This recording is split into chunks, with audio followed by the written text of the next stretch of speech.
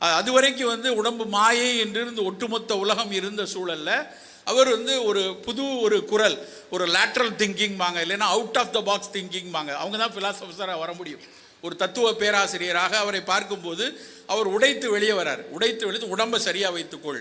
உடம்பு சரியாக வைக்கணும்னா உன்னுடைய 6 ஆதாரங்கள் சரியாக இருக்கணும்னா, உன்னுடைய 7 உடற்கட்டுகள் சரியாக இருக்கணும்னா உனக்கு ஓகப்பயிற்சி வேணும். அந்த ஓகப்பயிற்சி தான் அவருடைய 3ஆம் தந்திரத்திலையும் 8ஆம் தந்திரத்திலையும் இருக்கக்கூடிய முழுமையான பிராணாயாம பயிற்சியாக இருக்கட்டும், ஆசன பயிற்சியாக இருக்கட்டும், அத்தனை பயிற்சிகளையும் அவர் திருமந்திர காலத்தில் அவர் அதை உடைத்து வெளியே வரார்.